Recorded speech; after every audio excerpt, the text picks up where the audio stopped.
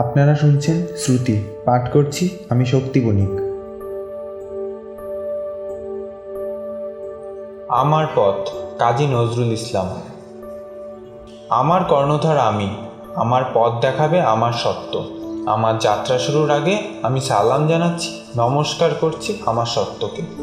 যে পথ আমার সত্যের বিরোধী, সে পথ আর কোনো পথে আমার বিপদ নয়। রাজভয়, লোকভয়, কোনো ভয়ই আমাকে বিপথে নিয়ে যাবে না।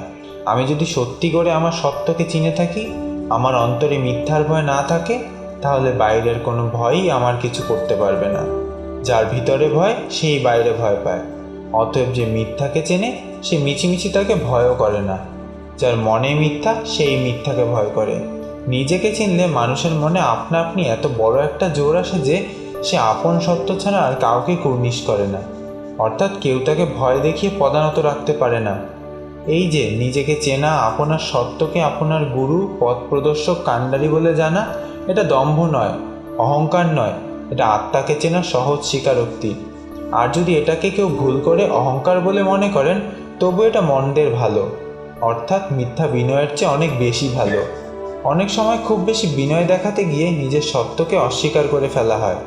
ওতে মানুষকে ক্রমেই ছোট করে ফেলে, মাথা নিচু করে আনে।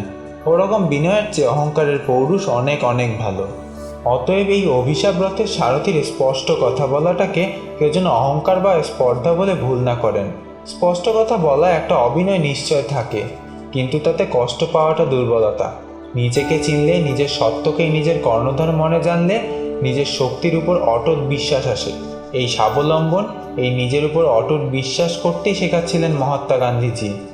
কিন্তু আমরা তার কথা বুঝলাম না। আমি আছি এই কথা না বলে সবাই বলতে লাগলাম গান্ধীজি আছেন। এই পরালম্বনই আমাদের নিষ্ক্রিয় করে ফেললে। একেই বলে সবচেয়ে বড় দাসত্ব। অন্তরে যাদের এত গোলামির ভাব, তারা বাইরের গোলামি থেকে রেহাই পাবে কি করে? আত্মাকে চিনলেই আত্মনির্ভরতা আসে। এই আত্মনির্ভরতা যেদিন সত্যি সত্যি আমাদের আসবে, সেই দিনই আমরা স্বাধীন হব। তার আগে কিছুতেই নয়। নিজে নিষ্ক্রিয় থেকে অন্য একজন মহাপুরুষকে প্রাণপণে ভক্তি করলে যদি দেশ উদ্ধার হয়ে যেত, তাহলে এই দেশ এতদিন পরাধীন থাকতো না। আত্মকে চেনা, নিজের সত্যকে বড় মনে করার দম্ভ, আর যাই হোক ভণ্ডামি নয়। এ দম্ভ শির উঁচু করে, পুরুষ করে, মনে একটা ডোন্ট কেয়ার ভাব আনে। আর যাদের এই তথাকথিত দম্ভ আছে, শুধু তারাই অসাধ্য সাধন করতে পারবে। যার ভিত্তি পচে গেছে, তাকে একদম উপড়ে ফেলে নতুন করে ভিত্তি না গাঁথলে, তার উপর ইমারত যতবার খাড়া করা যাবে, ততবারই তা পড়ে যাবে। দেশের যারা শত্রু, দেশের যা কিছু মিথ্যা, ভণ্ডামি, মেকি, তা সব দূর করতে প্রয়োজন হবে আগুনের সম্মার্জনা। আমার এমন গুরু কেউ নেই যার খাতিরে সে আগুন সত্যকে অস্বীকার করে কারোর মিথ্যা বা ভণ্ডামিকে প্রশ্রয় দেবে। আমি সে দাসত্ব হতে সম্পূর্ণ মুক্ত।